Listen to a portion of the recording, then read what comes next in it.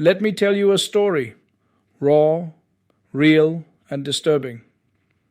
Imagine sitting in a bar in Davao City, a city long painted as the safest in the country. Suddenly, the lights dim, not by accident, but deliberately. CCTV cameras are turned off. Why? Because allegedly what happened next wasn't meant to be seen. Kristone John Patria, an ordinary citizen, has filed a formal complaint at the Department of Justice. His allegation? That he was assaulted and threatened by none other than Congressman Paolo Duterte, son of former President Rodrigo Duterte, brother of Vice President Sara Duterte, yes, that Duterte. According to Patria, this wasn't just a scuffle. He claims he was detained and assaulted for 2 hours inside that bar, that a knife was involved, that for every blow he received, Duterte handed him money, as if buying silence, as if mocking the pain. And now things have escalated even further. A viral video has surfaced online, grainy, shocking, and impossible to ignore. It appears to show Patria inside the bar, visibly distressed, surrounded by men. The audio is muffled, but what's clear is the fear in his body language. The footage, spreading like wildfire, has forced this story out of the shadows and onto the national stage. People are watching, and they're asking, how far does this go? But unlike earlier silence, Congressman Paolo Duterte has now issued a response. He says he is asking his lawyers to authenticate the viral video allegedly showing him threatening and hurting a man in that Davao bar. He claims he still hasn't officially received the complaint and questions the origins of the footage, saying, "They are still asking me to authenticate where the video came from.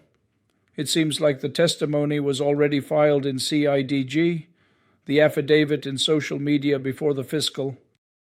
Meanwhile, the Department of Justice has confirmed that it received the complaint for alleged physical injuries and grave threats, with Prosecutor General Richard Anthony Fadulon verifying the filing. Still, the controversy deepens. Unconfirmed but troubling reports continue to surface. Allegations involving women, secret trips, therapy scandals, and behaviors unbecoming of any public official, let alone one from a family that claims to be the moral spine of the city. This case strikes at the heart of something much bigger than a bar fight. It confronts the illusion of Davao City. For years we were told it was a utopia. No crime, no drugs, no corruption. But what if that image was built on fear, on silence, on control? Because when leaders, those elected to serve, are accused of treating citizens like disposable pawns, we must ask, who holds them accountable? And what of the people?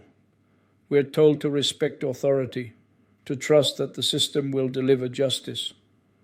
But when those in power allegedly use knives instead of laws, bribes instead of ethics, and threats instead of leadership, what kind of system is that? Let's be clear. Paolo Duterte is innocent until proven guilty. But questions demand answers, and videos demand scrutiny, because truth doesn't fear inspection, it welcomes it. This isn't about one man in one bar. It's about whether the Philippines still has the courage to look power in the eye and say, enough.